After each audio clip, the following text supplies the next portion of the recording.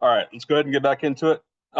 Before we do, just wanted to give a heads up of kind of where we're going since the class is wrapping up. Um, we're going to finish this section probably today, most likely today. And after this, there's only a couple sections left between now and the final. We should have plenty of time to review. Um, what I would like to do, what I think is best to do is um, just like the last couple of tests, I'll post some, sample exams, sample final exams, things online. Um, I think the best case scenario is if in advance you all kind of look through there and you decide what are the things you most need to talk about, most need to review, and I kind of treat whatever review time we have as like a Q&A session. I think that would be best. So just a heads up there. I do have a couple of sample final exams to post. They're not on Canvas yet, but they will be today. But yeah, final exam is just going to be, it's not like a fall or a spring class where the final exam is like 2 hours long and it happens at a different time. It'll just happen in our regular class time next Tuesday, the 12th. Any questions about that? Okay.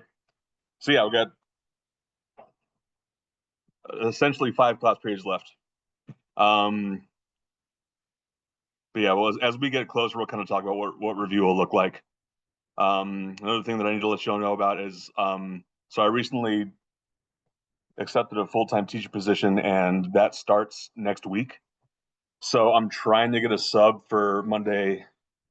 I have a sub to basically proctor the final on Tuesday, but Monday I don't have anybody yet. So if I can't get I'm trying to get somebody who knows the class that can answer your questions. If I can't, and actually maybe even if I can, what I will probably do is Tuesday evening set up like an optional like Zoom session in the evening for anybody who wants to show up and ask questions. Um, but I might do that instead of just having regular class on Monday. So just wanted to give you a heads up. I'm still trying to get that figured out, but come summertime, a lot of people just scatter. So I'm having a hard time getting somebody for that Monday. Any questions about any of that, or what you'd rather do? If you have strong feelings one way or the other about the way you'd like to see things run next week, let me know. I'm open to a lot of different things. Otherwise, let's get back into it. So last week we are talking about this idea of, you know, we did a regression line, we did a regression parabola, but basically it's related to the idea of how we find a least squares solution, but uh, now we kind of are reverse engineering that solution where instead of knowing what the unknowns are different. So in this case, I know a bunch of XY pairs. I know a bunch of points that are on the XY plane, and I want to find some kind of curve that fits all of them.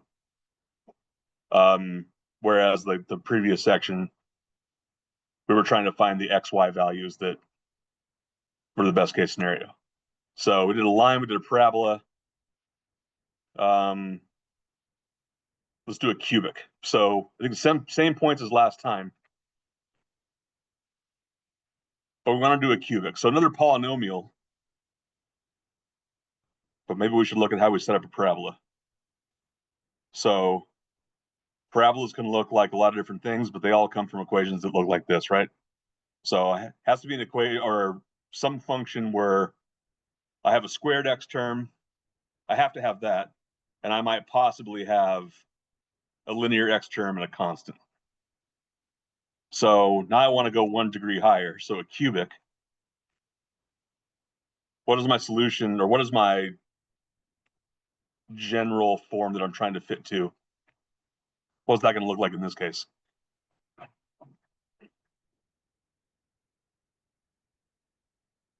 Ax cubed. Right. Plus d. So now I have basically 4 unknowns to try to figure out based on the data I have here. I have the same 4 points, so where do we go from here?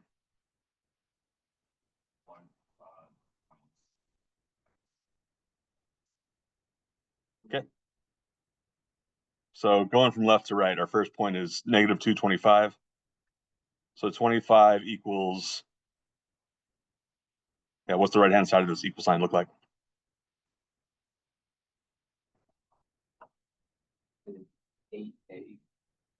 Very close. Negative 8a. Yep. Plus 4b minus 2c plus d.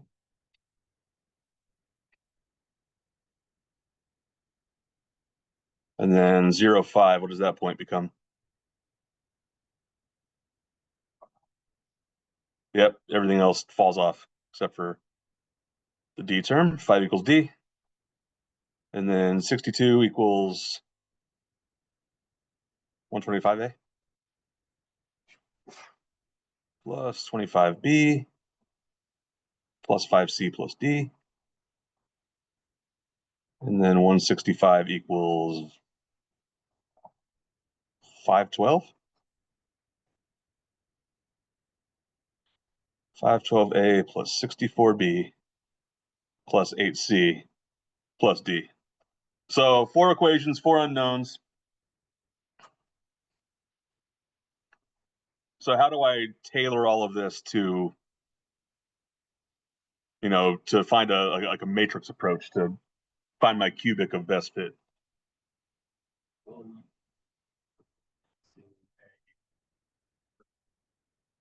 4 by 4. So I have a 4 by 4. And I'm gonna multiply that by a 4 by 1. And what lives in the 4 by 1 are my unknowns. And that equals, it better equal another 4 by 1. What fills in this 4 by 1 matrix on the right-hand side? So those are my constants that live on the right, or I guess the left-hand side of my equal sign. Now, what goes in my 4 by 4 matrix here?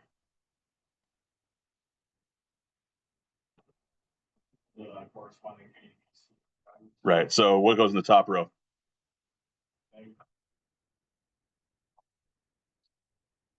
At this stage, do I have any freedom on where I put these things? No.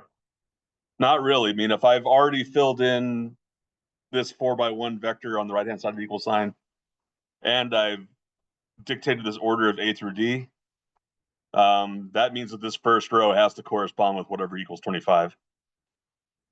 And I have to have these values in the same order. So next line will be 0, 0, 0, 5.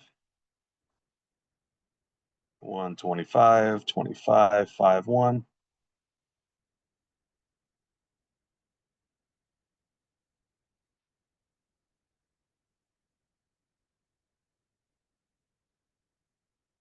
Great. Now, how do I solve for ABCD?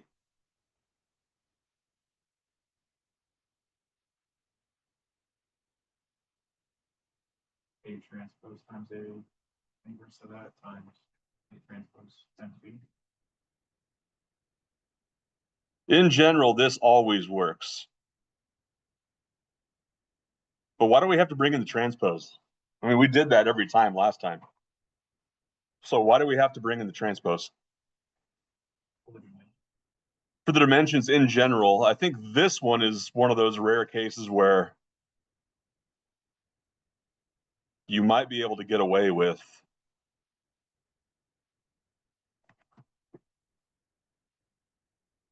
let me write this down. You tell me if it makes sense. ABCD equals, let's call this matrix capital X, this matrix capital Y. Could I just do X inverse Y?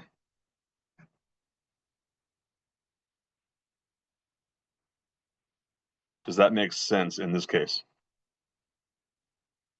It does. Why does it make sense here and it wouldn't have made sense before? Like, for example, I could not have just done something that simple in this last case. A is square in the one we're doing now. So in general, this process works. So this calculation that we did a few times last week, in multiplying a matrix and it's transpose, that always delivers something square. Which means you might be dealing with a thing that has no inverse. So we have to have some method to manipulate it, turn it into a matrix that can be inverted. This is one of those cases where I think multiplying by the transpose probably doesn't do anything other than square everything. Either way, we should be fine. Do we have a solution? I got negative 0.015. Negative 0.019, 3.114. 3.114. Negative 3.615. Okay. Okay. Yeah.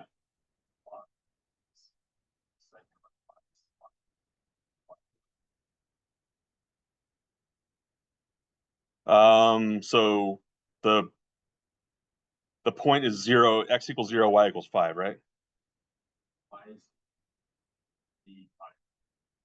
Again, like the D call D call. Y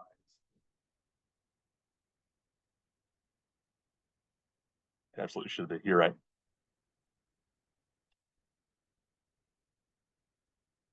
So you're gonna have to modify whatever you told me. well, Should be a quick modification. Oh, so you saw my mistake and didn't let us know? I didn't see them. Oh, okay. Okay, gotcha. So your solution here is still good? Yes. Okay. I mean, the value for D definitely fits. So now what's the polynomial that I made? So y equals negative 0.019x cubed plus 3.114x squared minus 3.695x plus 5. If I plug in 0 for x, I do get 5, right? So this does actually pass through one of my points. Probably doesn't pass through the others, but I'm sure it's close. Any questions? All right, so the line, the parabola, the cubic, these are all, relatively straightforward to set up. It's not always that case. So I'm going to stick with the same data again, but now I want to plot a sine wave to it. How the heck do we do that?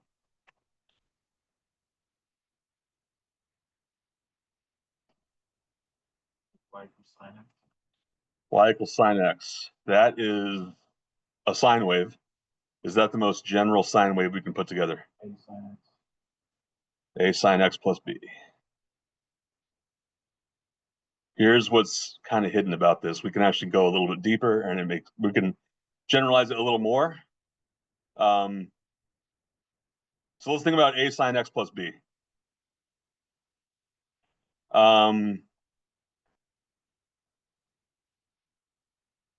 What jobs are a and b doing in this sine wave? If I change the value of b, what is going to happen to my sine wave? Y-intercept. Basically, it's going to shift the whole thing up and down, right? What is the value of a going to do? If I make a larger, what's going to happen?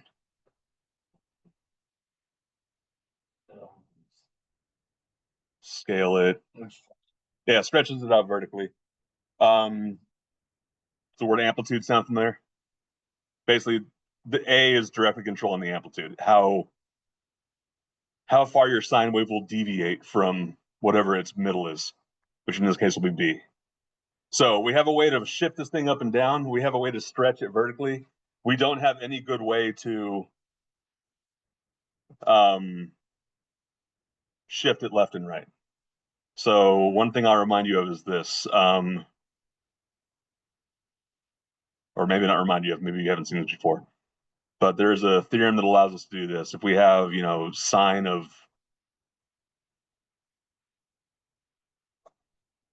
what's a good symbol to use here? I'll just use sine of theta, or a sine theta plus b cosine theta is equal to r times the cosine of theta minus phi. So if you add a sine wave, or if you add a sine and a cosine together, even if they're of different amplitudes, as long as they share the same inner angle, then basically you can combine them into a single cosine or even a single sine.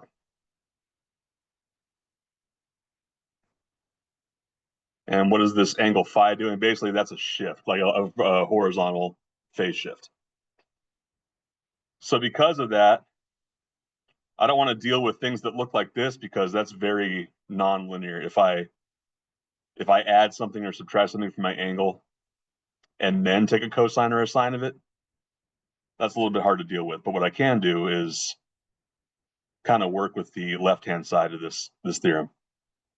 And then I still want to have a third term that captures the fact that I could vertically shift this.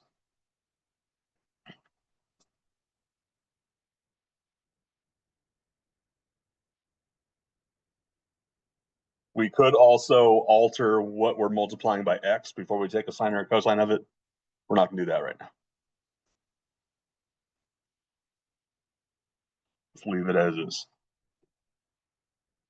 So now that we've done this, how can we start fitting our data to it?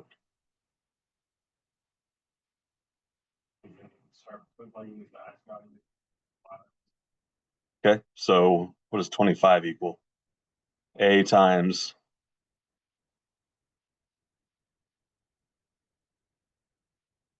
how do I figure out what goes by what I'm multiplying A by? Sine of -2. Which I don't even know if we have to do that right now. You might be able to just put that into your calculator. One thing I will caution you on is make sure your calculator's in radians.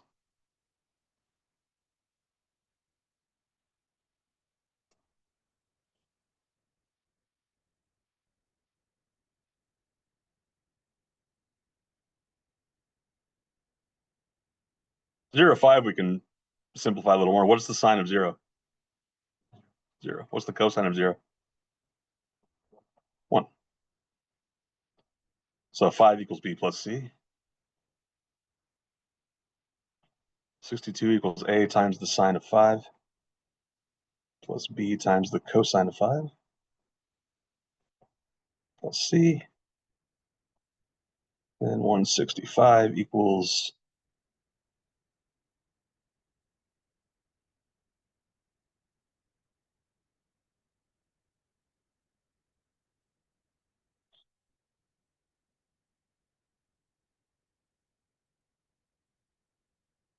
so now what matrices am I dealing with this time? Or what order matrices?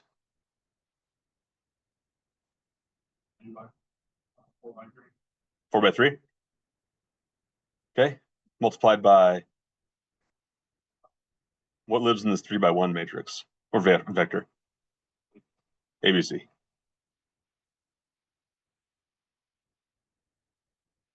And the right-hand side should be exactly whatever you had there before.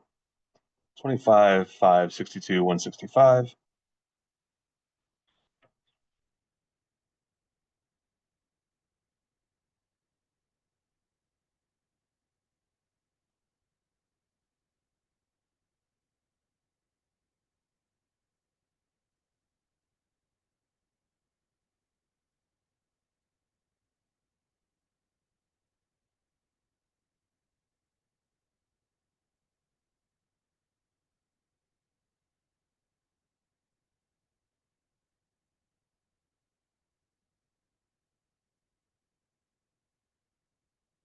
All right, let me know what you get for ABC. This time I believe you'll have to.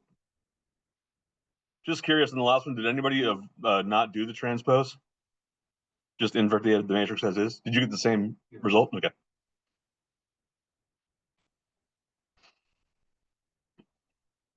Can't get away with that this time.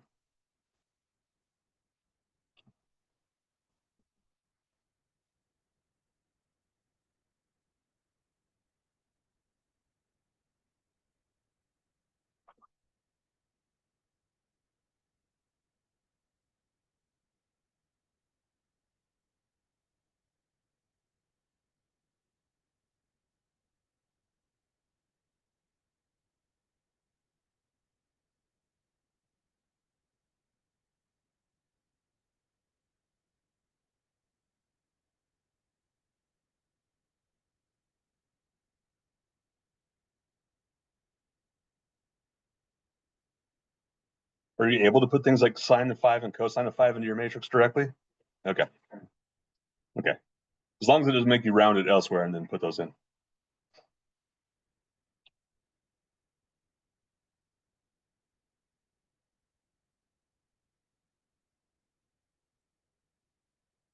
Do we have something? I got 57.034. Do 7.034.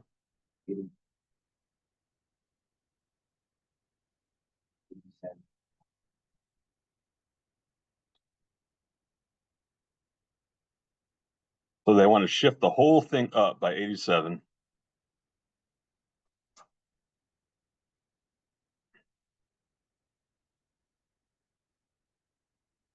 It's kind of hard to see if that's going to work. It's hard to think about a sine wave if you're only looking at, I mean, this is not much for sine wave.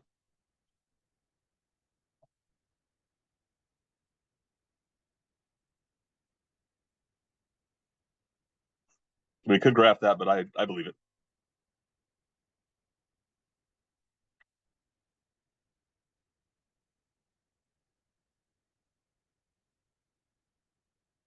Any questions?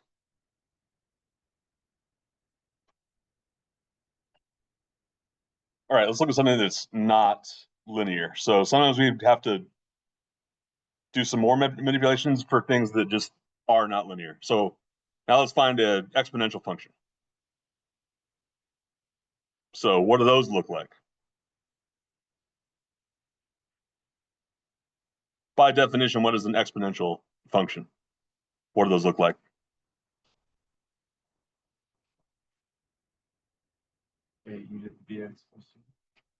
AE to the dx. So yeah, and the plus c, it's not truly exponential if we add constants to it. So we're going to stick with this.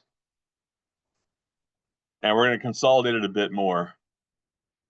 I'm kind of going to take this e to the b. If e is a constant and b is a constant, then I can kind of condense those into something like this. A times b to the power of x.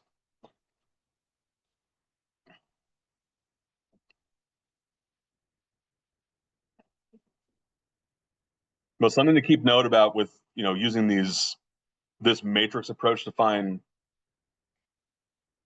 some kind of curve of best fit is we have to have calculations that are going to be linear. So what does it mean for them to be linear? Let me put it this way. When I talk about, let's say we have some vectors, v1, v2, v3, for example. And I talk about the linear combinations of these three vectors. What does that mean? What do linear combinations look like?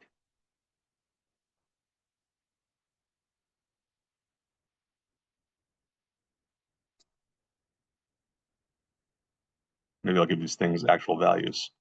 1, 2, 3. -1, 1, -1. 0, 0, 6. Give me a linear combination of these three things.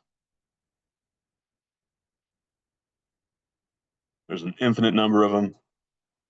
Pick one. 0, 3, 8. How'd you get 0, 3, 8?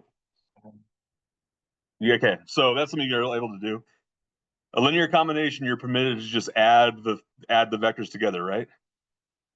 What else are you allowed to do? And in addition to, so other than adding things together to get a new combination, what else is permitted? There's really only one other thing. What kind of multiplication? I can scale them up by, I can basically maintain the direction and change the magnitude by multiplying each one of these by scalars, then adding those things together. But to have linear combinations, that's all I'm really allowed to do. The problem with this is that I am multiplying these constants together. For example, I'm not allowed to do this.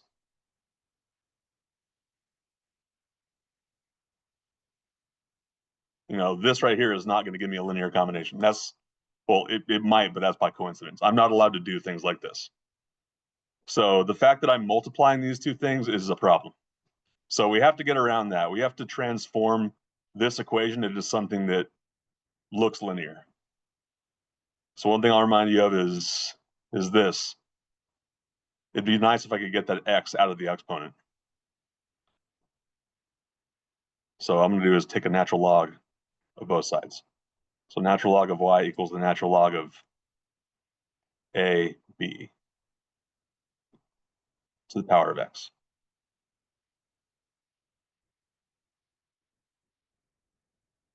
If I take a natural log of two things multiplied by each other, is there another way to write that?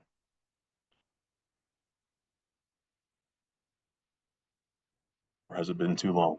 Okay. This is something I can do instead. The natural log of a plus the natural log of b to the power of x. So to review, here are the big things to remember about. It doesn't have to be natural log. Any log is fine. The natural log of two things multiplied together is the same as adding the logs of the individual components.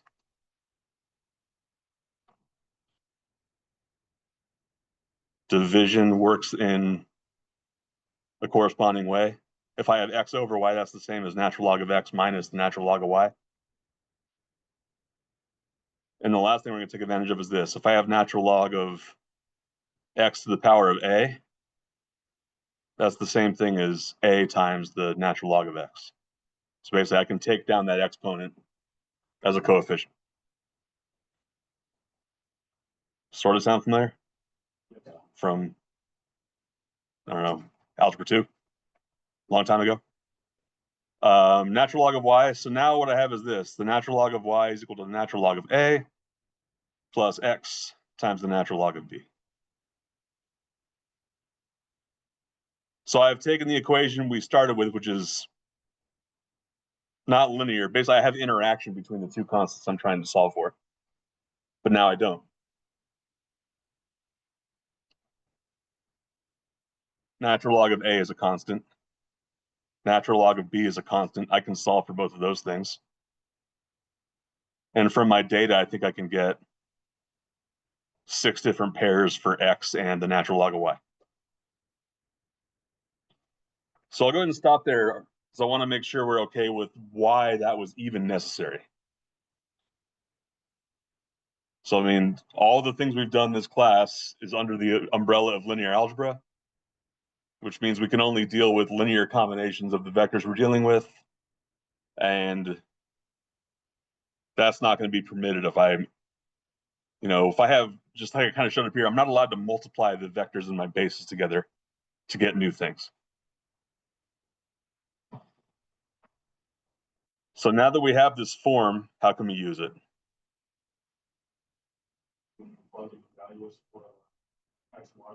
Okay, so how would I handle the 0.11?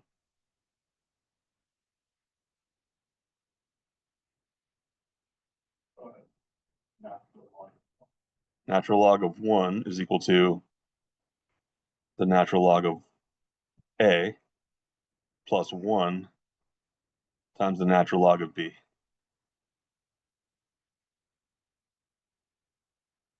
And so on. Natural log of 1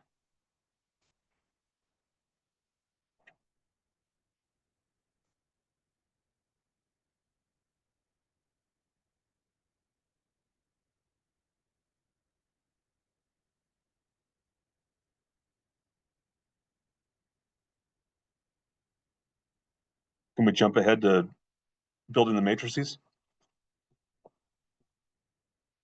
So what am I solving for?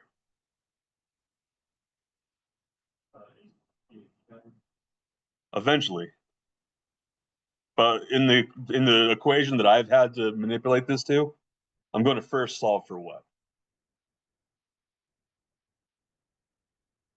basically these are the constants that I'm going to get first, right? So in order to solve this, I have to work with linear transformations. I have to work with linear approaches. So I can't solve for A and B directly, but I can get natural log of A and natural log of B. And from there, it's not terribly difficult to get A and B. So I'm multiplying by a 2 by 1. What's the size of the matrix over here that I'm multiplying by a 2 by 1?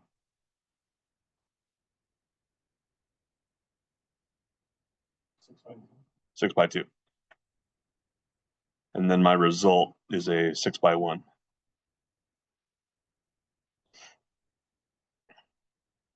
What is the natural log of 1? 0. How come? Or does it matter? Are we okay with the fact that natural log of 1 is 0? Okay. Quick refresher, the reason that's true is because what does a logarithm really mean? What it really means is I want to know what power I have to raise a certain base to get 1. So the base of the natural log is e. What power do I have to raise e to get 1? 0. And that's why it doesn't matter. I don't care what the base is. The log of 1 from any base is 0. Because any positive number raised to 0 is 1. So first two rows of this matrix are 0. Then I get natural log of 2, natural log of 3, natural log of 5, natural log of 8.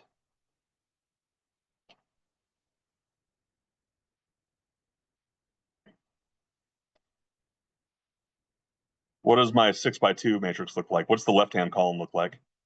All ones. That's all ones. My coefficient of natural log of A is simply 1. And then what goes in the right-hand column? Should be 1 through 6, right?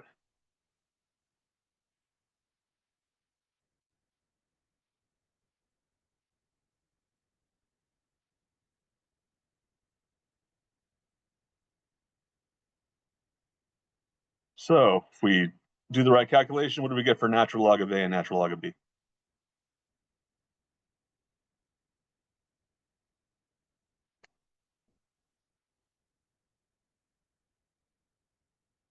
Negative. Negative 0.6497. 0.4466. Which is really helpful, but it's not actually what I want. So how do I get the things I want? So I know that natural log of A is equal to negative 0.6497. So how do I get A? E. Not E times, but E raised to each power. So E to the natural log of A equals E to the negative 0.6497. E to the natural log of A is simply equal to A.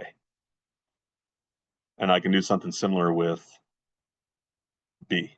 B equals E to the 0.4466.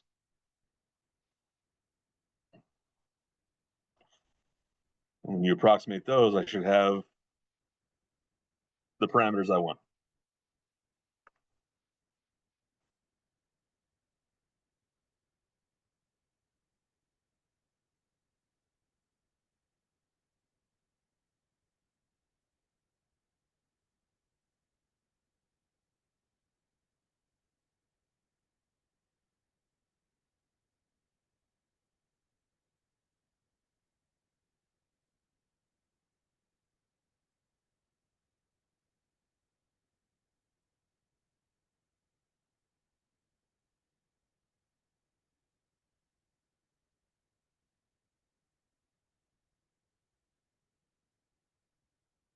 I think this is what my bad calculator says.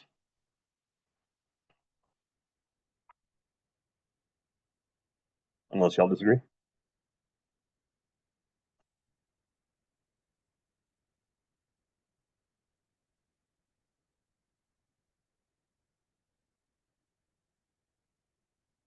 Did someone get close to what I have? Yeah. Okay.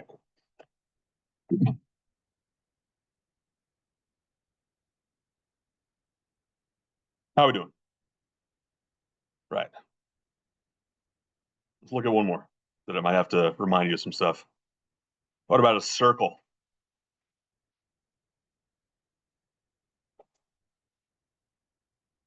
Do you remember what the equation of a circle looks like?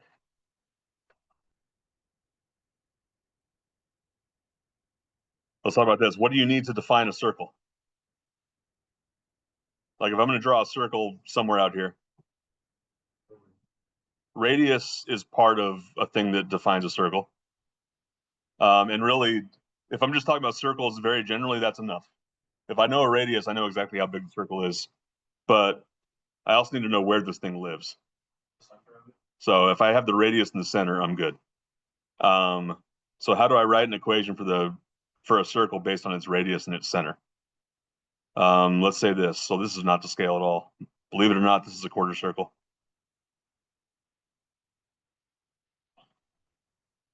Because it passes through 0, 5, and 5, 0.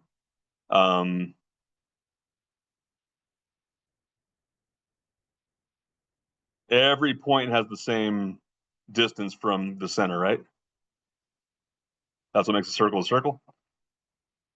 So for whatever x value I have and whatever y value I have, the radius is going to be constant.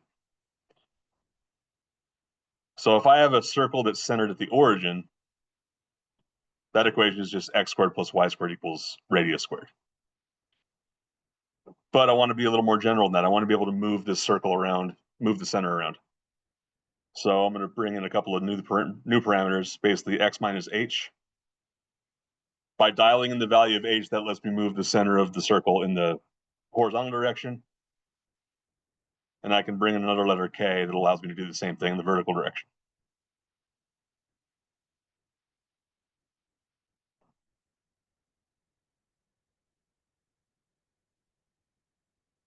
Does this thing look familiar?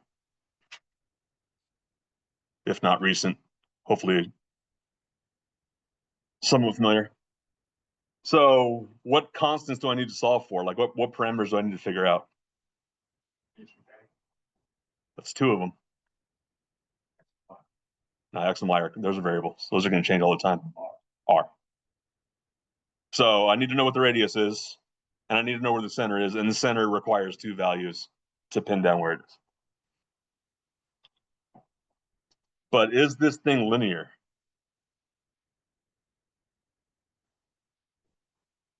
So to kind of recap, everything we've looked at that has been linear, the only things I'm really allowed to do are to multiply by constants and add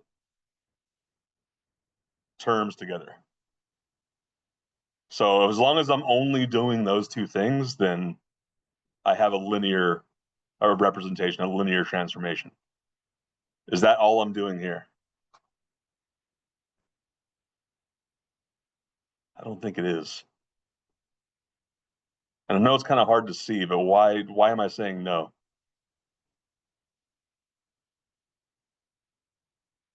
So I mean, R is a constant, so squaring it doesn't really affect me. But what am I doing in each one of these parentheses? Also subtracting. Subtracting is fine. Subtracting is the same thing as if I can multiply by a vector by -1, that's a linear combination, right? That's a scalar multiple. Then I can add that. Subtraction and multiplication are really no different as far as linearity is concerned. But the fact that I'm going to put in variables here and square them, what is x minus h squared? What happens if I actually expand that?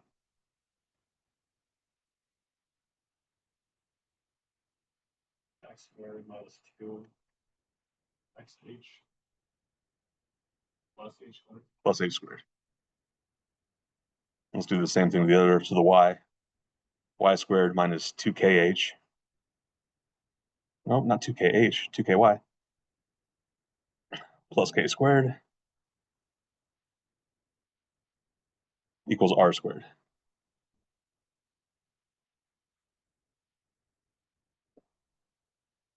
So the things we want to solve for are what? They're H, K, and R, right?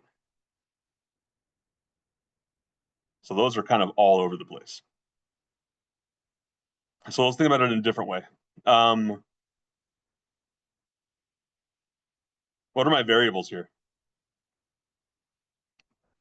X and Y. Those are the things that are allowed to change.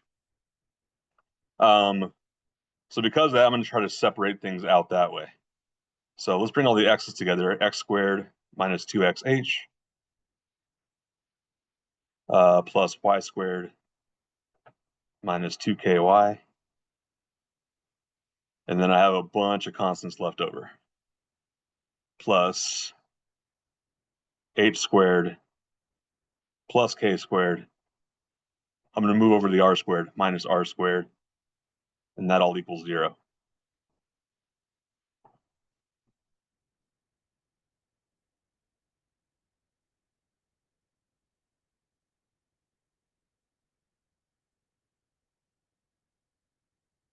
So this thing was too specific. This is where we started from. And we've done a lot of algebra to rewrite it as this thing here, right?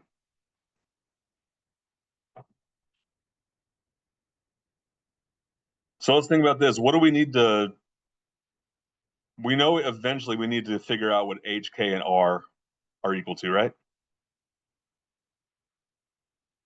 But if we think back to that exponential example, we didn't really solve for the things we wanted directly. We can kind of take that same approach here. So the things that I'm going to suggest we solve for are whatever our coefficient is of h, whatever our coefficient is of, let me rewrite that as yk, of k, and then I'm just going to group all three of these things together.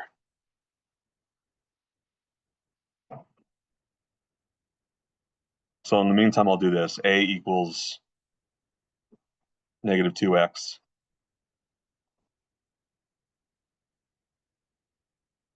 Oh no, negative 2h, I'm sorry. B equals negative 2y. And then C equals all this other stuff. H squared plus k squared minus r squared.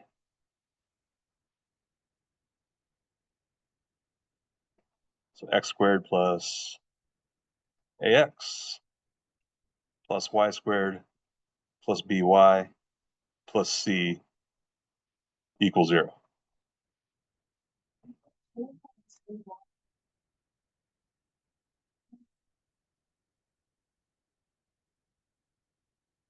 Yeah, I messed up here. So we're trying to solve for, so at the very end, we're going to be done when we figure out what h, k, and r, what their values are. So I should be relating b to k, not y.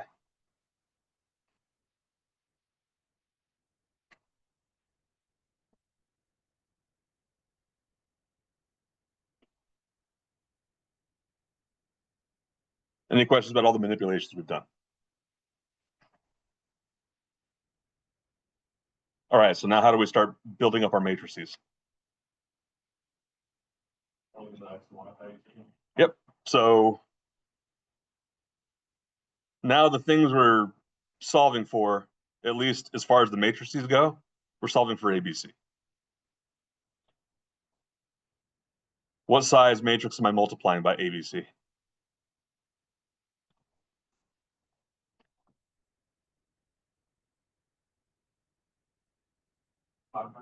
5 by 3.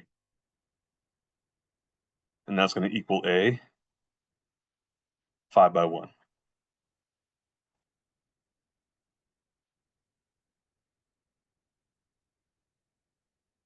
So let's start with the point 110.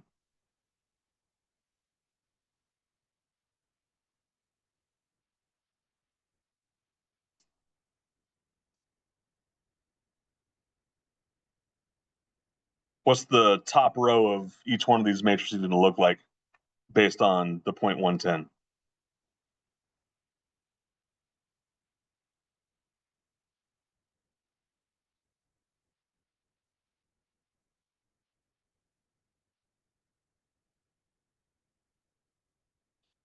So what are the coefficients of A and B and C going to be? What's that? 1, 10, 1. We okay with that? If x is the coefficient of A, y is the coefficient of B, and C is just always simply C. So I think the rest of this I can fill out.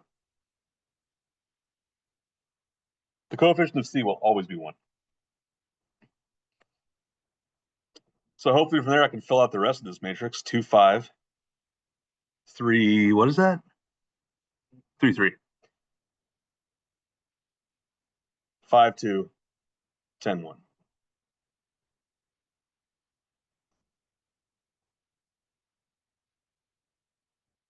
But then what does the matrix on the right look like?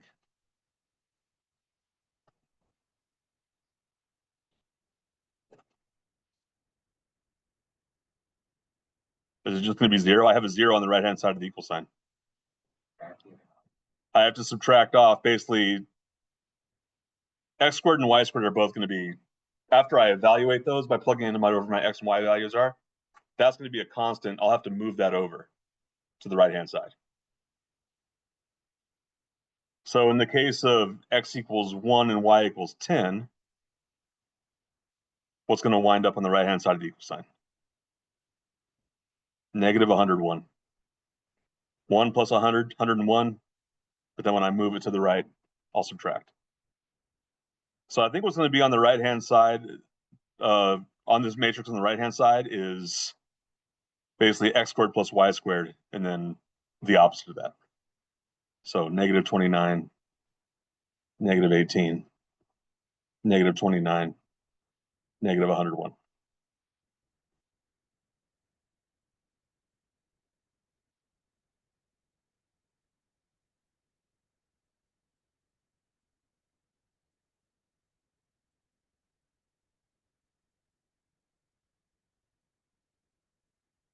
So from all that, what are A, B, and C?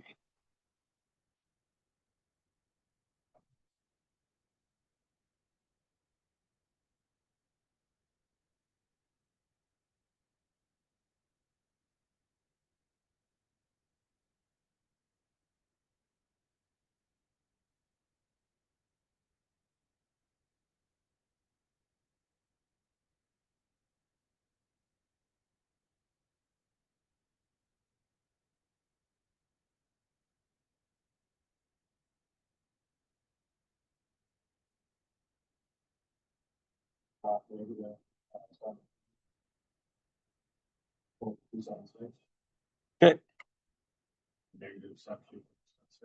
Ooh, okay.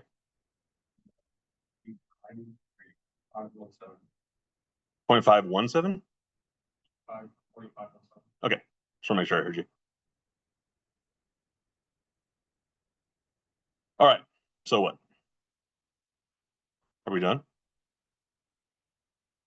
Is the center of this circle at 17, 17? No, we still have a little bit of kind of processing to do. So A, B, and C are means to an end. I don't actually want those values. I want to get H, K, and R from them. I think I can get H and K right away, right? I know that, so the definition I made for A and B was A is negative 2H, B is equal to negative 2K. Those should be equivalent. So what is half of 17.276?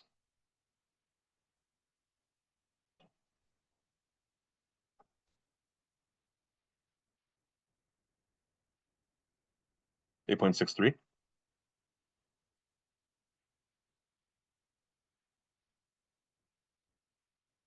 And now that we have H and K, we should be able to figure out what R is.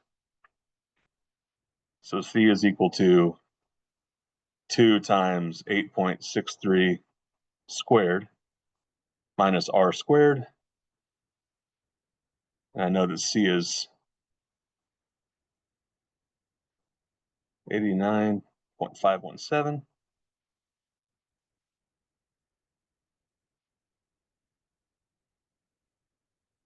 So what does that give me for R?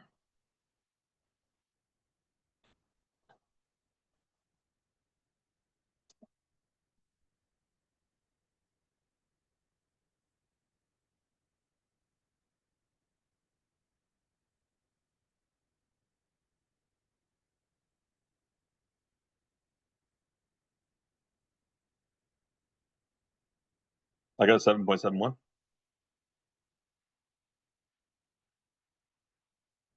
Okay. So a circle with a center about 8.6, 8.6. So where is that over here? 8.6.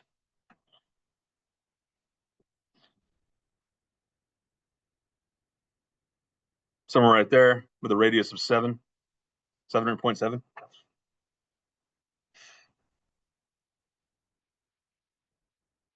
All right, so a bunch of different ways to find regression curves of lots of different varieties. And as long as we can always bring it back to something linear that we can represent with a matrix, then we have a way to get there. We have a way to solve for all the constants we want. How are we doing? Questions? All right. Oh, yeah. Yeah. What we expect to get, was it from the exams already done, or we get like a hyperbola or something? If I give you something weird, then I will give you like the general form of it. So yeah, I mean, I'm not testing you on whether you can. Do you know what the equation for hyperbola looks like? I know like 5 years ago. I'm not even sure I can remember it right now. I think it's something like, I remember it being like an ellipse. It's like x minus a.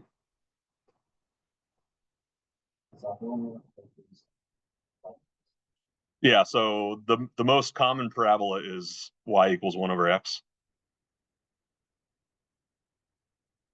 which basically looks like what? It's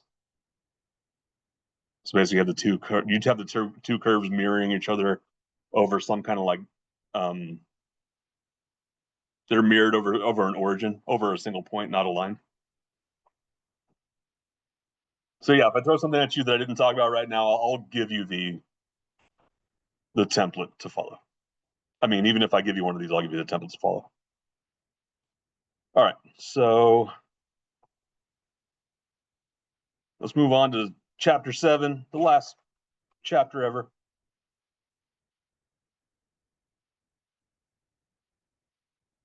Started talking about these things. I mean, we've really got into it a lot in talking about regression lines, regression curves, the idea of finding best fit solutions. But let's talk about this idea of a linear transformation.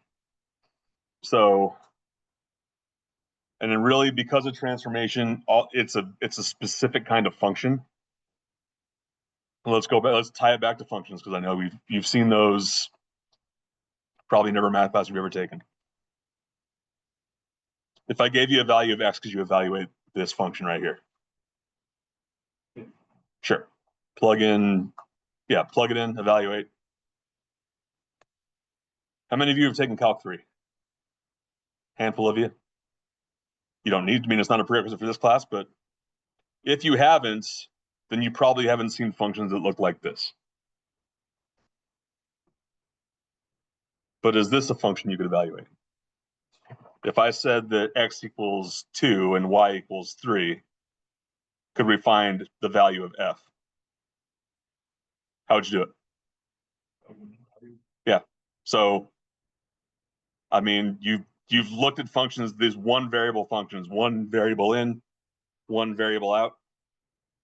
For those of you who haven't got to Calc 3, if and when you do, you'll deal with functions that look like this, where you have several variables that can come in, and you'll calculate a single output. So in this case, that would be 3 times 2 plus 2 times 3 minus 2 squared. Why did I write 4?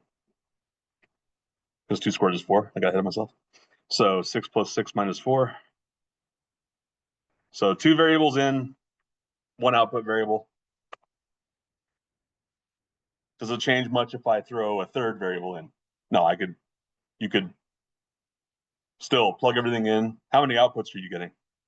1. What about this kind of thing? So even in Calc 3, you don't deal with things like this, but this is a totally valid function. How many input variables do you have? 3. How many output variables do you have? 2. So whatever you want to call these, V and W. We have like this branching system where V and Y are basically independent of each other. They just depend on X, Y, and Z.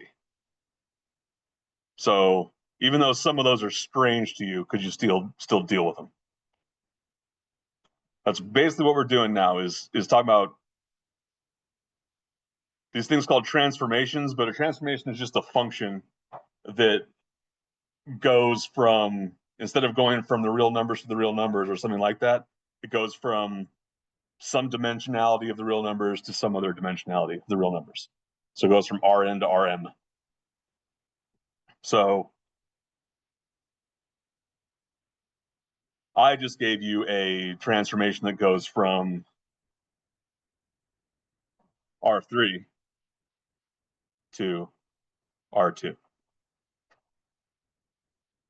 So if I call this transformation T and I give it a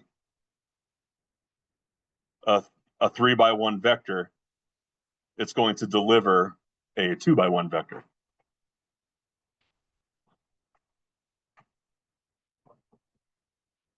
So it's a brand new thing, yes, but it's built directly on very fundamental things you've talked about for years. So this is what a transformation is. It simply is a function that, and in reality, you can think of any function you've ever done as a transformation. It takes something in, does some processing to it, and gives you something new. In this case, I'm generalizing it from, it doesn't have to be a single number mapped to another single number. Now it can be these higher dimension things.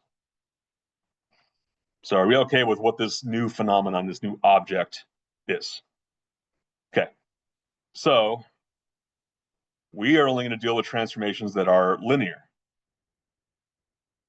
So a transformation is only linear if both of these are always true. So if I take any generic U and V and I add them together and transform that, it's equivalent to me doing the transformation on each one individually and then adding that together. And something similar with scalar multiplication.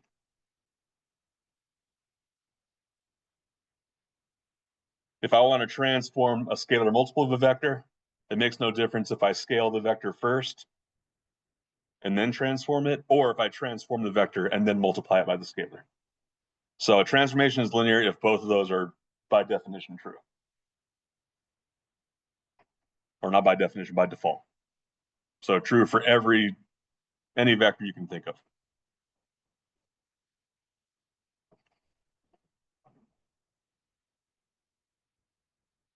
So that's what a transformation is. That's what it means for it to be linear. This transformation that we're looking at, is it linear?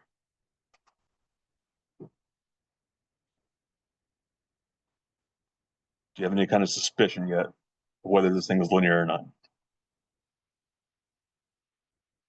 Think about the things you're allowed to do to generate linear combinations. What are those two things again? Kind of implied it in this last couple of bullets here. Go ahead. That could be a problem. I am not allowed, if I'm making linear combinations of vectors, I'm not allowed to take vectors in that basis and square them or multiply them by themselves. That's not something I'm allowed to do. So that would lead me to believe that this is not linear. That's one of the two big things that are problems here. Does anyone see the other one that lends me to believe this is not linear? It comes from the other component. Yeah, I'm not allowed to do that either. I can multiply vectors by constants. I can't multiply them by other variable things. But let's do this. If this thing is linear, then no matter what two vectors I pick, then they should act linearly. But if I want to disprove this, I should be able to choose whatever I want and see that it fails. So let's do this. Give me a vector. 111 sounds good. Give me a scalar. 2. So if this thing is linear, then this should be true. 2 times t of 111 better be equal to t of 222. So in a linear transformation, it doesn't matter when I do that scalar multiplication. It could be after transforming or before transforming. So what is t of 111?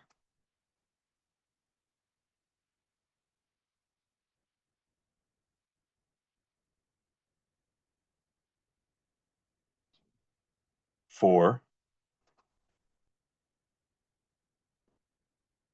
2, yeah. So yeah, if I plug in 1 for all these values and evaluate what I get, 3 plus 2 minus 1, 1 times 1 plus 1 times 1. What about t of 222?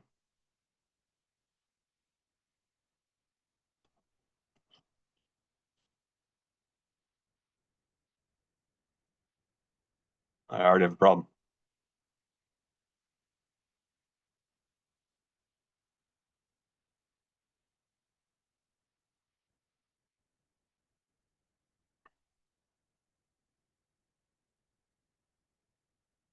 So no, the very first vector we looked at failed. So this thing's not linear.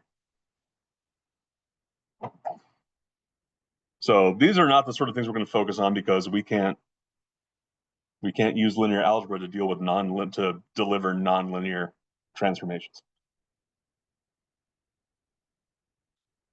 So, but I really wanted to put this in there to show, like, all right, can we evaluate transformations? Hopefully you're realizing they're no different from evaluating any other kind of function. And can we recognize when linearity fails? How are we doing? Is this thing linear? It could be. Do you have any like red flags that tell you it's not? No.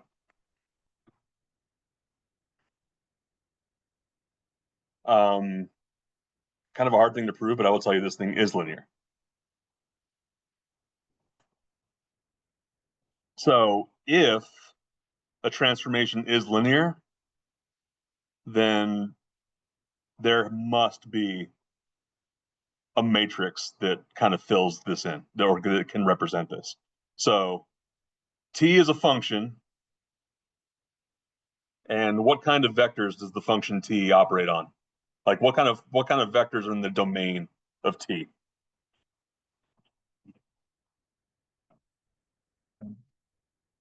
But what size vectors? Like what order vectors? Yeah, so they go from R2 to what? R3. So t is a transformation that goes from R2 to R3. Which means this better be true. There must be some matrix A that I can multiply by any x1, x2, and that will give me a y1, y2, y3. So this is not true for all kinds of transformations like the one I showed you previously. This wouldn't work. But I'm telling you now that if your transformation is linear, I should be able to just replace it with a matrix, which we probably will do this one. We'll try to finish this one. But let's talk about this. Does it make sense that A, like, is any matrix A capable of delivering the order of matrices I need here? So this is a 2x1. This is a 3x1. What does that mean about A? A better be 3x2. Okay, so we at least know that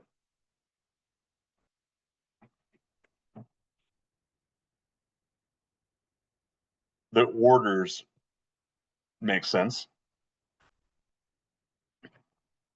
So now let's try to figure out what 3x2 matrix fits here.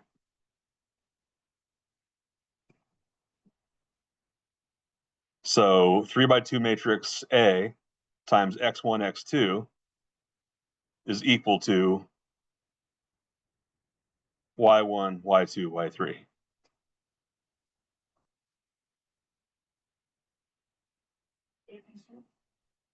ABC? But that would like kind of what you see like that chapter, but maybe Except this time, I don't know what the outputs are. So in this case, I'm just telling you what the transformation does.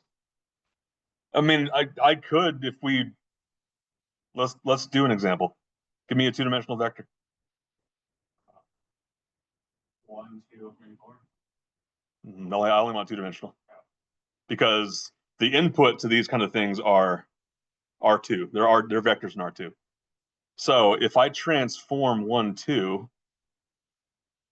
that better give me something with 3 dimensions in it. But can we find specifically what that is? I think we can. Because 1, 2 are values. What are 1 and 2 values of? Those are x1 and x2. So in filling those in, I'm implicitly saying that x1 equals 1, x2 equals 2. And then what's on the right-hand side of this equal sign is basically the rule of the function.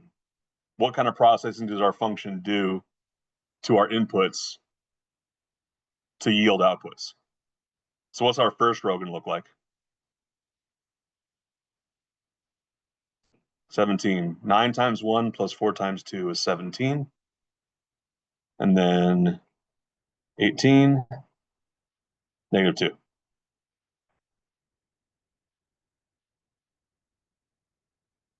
So how did we do that? How did we get 17? So now I can relate this to the general thing I just wrote down. We gave it a x1 and x2, and we got a y1, a y2, and a y3. How did we get y1?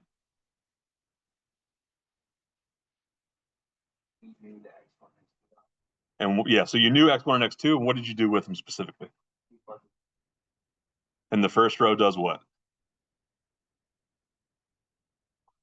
9 times x1 plus 4 times x2. Do we agree with that top row multiplying by x1, x2? Does that represent what we actually did? Okay. So what would the second row look like? 8, 5. Third row? -2, 0. So this right here is equivalent to this. So are we talking about our function like, this is probably not the way you've ever thought about function notation, but this is function notation. T is a function. This is what its inputs look like. This is what its outputs look like. And now we've replaced that or re-expressed it as, well, if I want to do this transformation to a two-dimensional vector, it's the same as multiplying from the left by this 3x2 matrix. So that's something we'll talk more about next time, is if you have a transformation that is linear, it has to be re-expressible as an appropriately sized matrix. So last thing here, any questions about where this 3x2 matrix came from? Okay, we'll dive deeper into that next time.